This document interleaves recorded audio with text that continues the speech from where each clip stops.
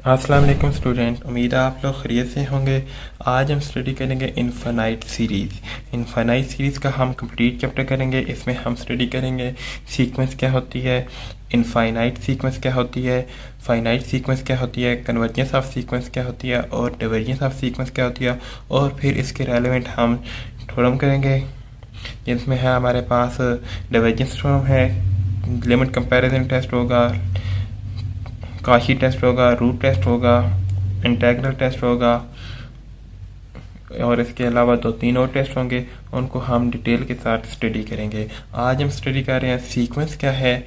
जिन student ने ये course study करना है वो चैनल को सब्सक्राइब कर लें और बेल आइकन को क्लिक कर दें। सीक्वेंस क्या हमारे पास, हम सबसे पहले सीक्वेंस की डेफिनेशन देखते हैं। सीक्वेंस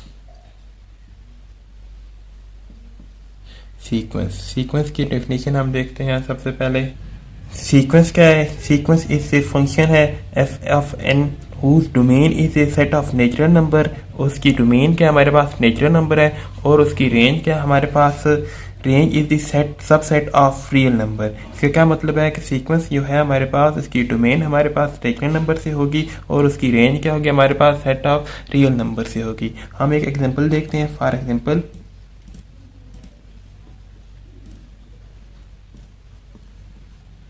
एग्जांपल हमारे पास एक फंक्शन है एफ ऑफ एन, किसी इक्वल हमारे पास 1/n+1। तो इसकी डोमेन हम कहाँ से लेंगे? डोमेन हम इसकी होगी सेट ऑफ नेचुरल नंबर। क्या होगी हमारे पास? डोमेन हमारे पास इसकी क्या होगी? Set of natural number 1, 2, 3 up to n तक, बल्कि इनफाइनाइट कर लें तो। और इसकी रेंज क्या होगी हमारे पास? रेंज इसकी हमारे पास सेट ऑफ क्या हो जाएंगे? Real number. जब हम इसमें से 1 रखेंगे तो हमारे पास आंसर क्या आएगा? 1/2 आ जाएगा। जब हम इधर 2 रखेंगे तो इधर आंसर क्या आ जाएगा? 1/3। जब हम इधर 3 रखेंगे तो आंसर क्या आ जाएगा? 1/4। इसी तरह ये नंबर चलता जाएगा। तो यहाँ से क्या आ जाएगा? Up to 1/n। और इसके बाद भी आगे ये नंबर चलते जाएंगे। क्लियर? तो यहाँ से हमारे पास इसकी डोमेन हमने कहाँ से ली है? नेचुरल नंबर से ली है। और इसकी रेंज कहाँ से ली है? हमने रियल नंबर से। आपको ये बात याद होनी चाहिए कि सीक्वेंस का ये MCQs भी आ सकता है कि हमारे पास सीक्वेंस जो है वो उसमें कौन से नंबर होती हैं, उसमें डोमेन क्या होती है। डोमेन उसकी क्या होती है? हमारे पास सेट ऑफ नेचुरल नंबर होती है। यहाँ से आपको समझ आ गया कि सीक्वेंस की डोमेन क्या होती है? हमारे पास सेट ऑफ नेचुरल नंबर है। अपने ये बात याद रखनी है कि सीक्वेंस की डोमेन हमसे पूछी जा सकती है, क्या होती है? Set of natural number. तो नेचुरल नंबर क्या होते हैं हमारे पास? n।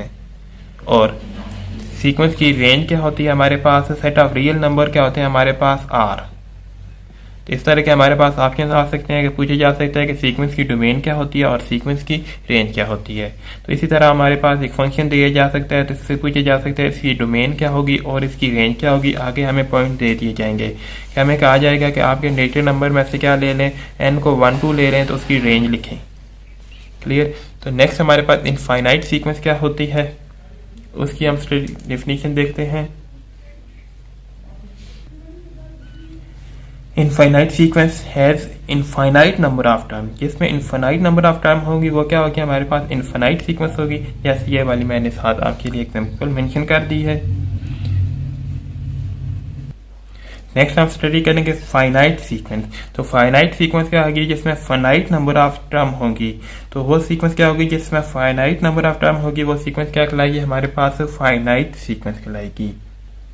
नेक्स्ट आप ये देखें फाइनाइट सीक्वेंस। फाइनाइट सीक्वेंस देखें has sequence finite number of term. जिसमें हमारे पास क्या फाइनाइट नंबर ऑफ टर्म हो, तो आप देख लें इसमें कितनी टर्म है हमारे पास? फाइनाइट टर्म है। 1/n तक क्या हमारे पास? फाइनाइट टर्म है। ये सीक्वेंस क्या कहलाएगी हमारे पास? फाइनाइट सीक्वेंस कहलाएगी। अब हमारे पास इसमें MCQ क्या आ सकता है कि हमारे पास सीक्वेंस दी हुई होंगी तो पूछा जाएगा कि ये फाइनाइट है या इनफाइनाइट है। तो अगर फाइनाइट होगी तो फाइनाइट होगी, अगर इनफाइनाइट होगी तो उसमें हमारे पास एंड वाला पॉइंट मेंशन नहीं होगा। क्लियर? नेक्स्ट हम स्टडी करते हैं convergence of sequence. Convergence of sequence क्या होती है? कन्वर्जेंस ऑफ सीक्वेंस n एक हमारे पास क्या है? इनफाइनाइट सीक्वेंस है।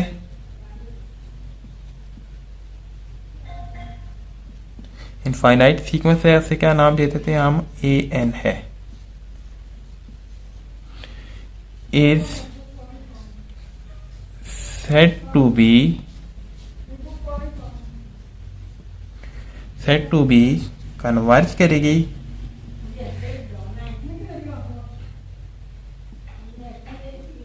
कन्वर्जेंस होगी इफ उसकी जो एन टर्म है, n term of sequence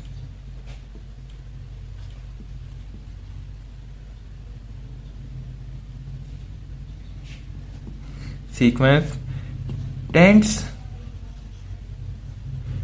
to a definite number।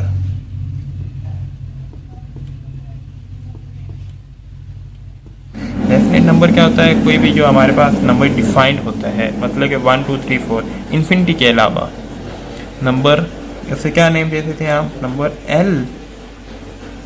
S इसमें क्या होगा, एन किसको अप्रोच कर रहा होगा, इन्फिनिटी को अप्रोच कर रहा होगा। इसकी एग्जांपल क्या होगी हमारे पास, कि हमारे पास एक सीक्वेंस है, इसके ऊपर लिमिट हम अप्लाई करेंगे, एन अप्रोचेस टू हमारे पास इन्फिनिटी करेंगे, तो हमारे पास इसका आंसर जो होगा वो अगर एल आ जाए, एल का क्या मतलब है, हमारे पास इन्फिनिटी के अलावा प्लस माइनस इन्फिनिटी के अलावा तमाम एल के ऊपर सीक्वेंस क्या करेगी, कन्वर्जेंट सीक्वेंस होगी, कन्वर्ज कर रही होगी। नेक्स्ट क्या हमारे पास है, डाइवर्जेंस ऑफ सीक्वेंस।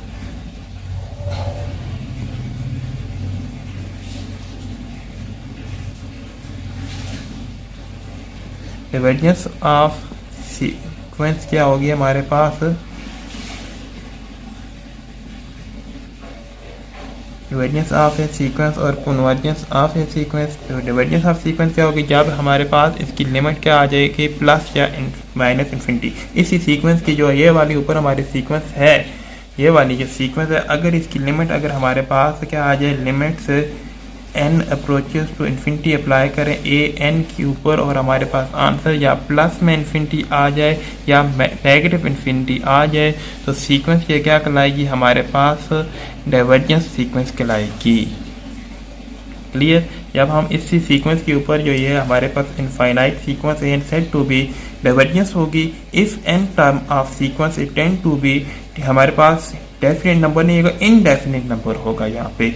तो जैसे यहाँ पे इनडेफिनेट नंबर है ये वाले दोनों, इन्फिनिटी और माइनस इन्फिनिटी, तो ये सीक्वेंस क्या कहलाएगी, हमारे पास डाइवर्जेंस सीक्वेंस कहलाएगी। जब हमारे पास सीक्वेंस की लिमिट अप्लाई करेंगे और आंसर इन्फिनिटी प्लस में आ जाए या नेगेटिव इन्फिनिटी आ जाए, तो सीक्वेंस क्या कहलाएगी, डाइवर्जेंस सीक्वेंस होगी। और जब हमारे पास डेफिनेट नंबर ये आ जाए, एल आ जाए, मतलब कि एल में क्या हो सकता है, 1 हो सकता है, 2 हो सकता है, 3 हो सकता है, 0 हो सकता है, -1 -2, ये जो नंबर होंगे इसके ऊपर सीरीज क्या कहलाएगी, हमारे पास कन्वर्जेंस होगी। आज का लेक्चर हम यहाँ पे कंप्लीट करते हैं। नेक्स्ट क्लास में हम एक्सरसाइज के क्वेश्चन सॉल्व करेंगे।